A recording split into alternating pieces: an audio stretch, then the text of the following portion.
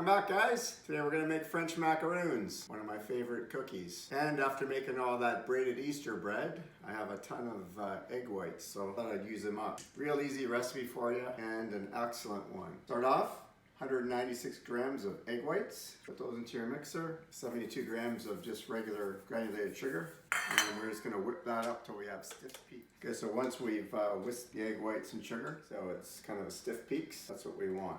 And then right after that, we have measured out over here icing sugar. I have 390 grams of icing sugar, and I have 230 grams of ground almonds, or almond flour.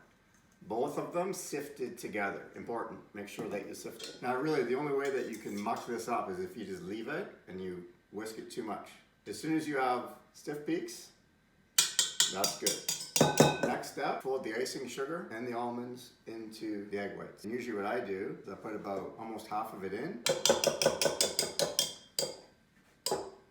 I'll fold in now. I use this so I don't make a mess. And then we just want to take this and fold, and fold, and fold. So this one will take just a second or two to get it all in there. And that's it. Add it to the piping bag. I'm using just a regular piping bag with no tip because I don't have one. And because I think I can just cut a little hole in the bottom and it'll be perfect. Okay, so once I fill the piping bag, now I just tighten it up here. I hold and squeeze with the right hand. The left hand is the driver. So I don't squeeze with this hand.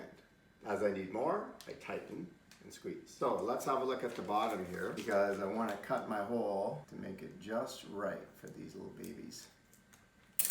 Hopefully that's it. And then we'll just start to make them. Bang.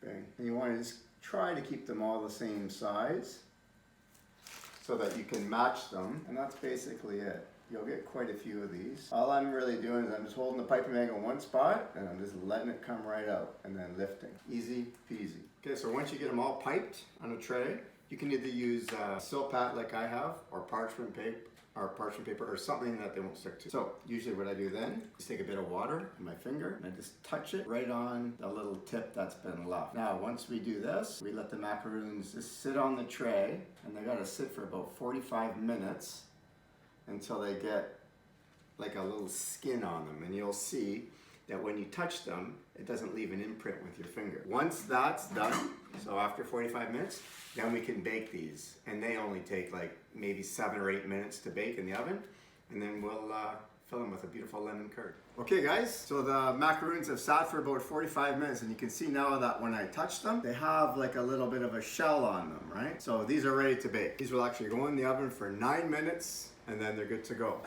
We're gonna make a filling for these, and a filling for anything else that you want, that you might have something to use this for. And I like to make lemon curd.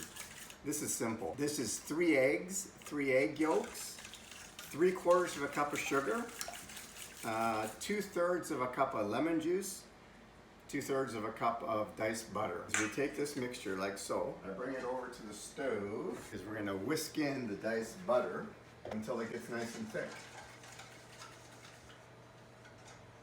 See you in a minute.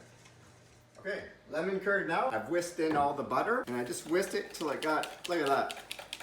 It's almost custard-like. So now, all I like to do is take it and just strain it, just in case I get any little chunks of egg bits. Plus I have a little bit of lemon zest as well. And then let it cool. So I'll see you back in 5. Okay guys, once you've cooled the lemon curd down enough that it's thickened up and you can pipe it, you can just put it into a piping bag.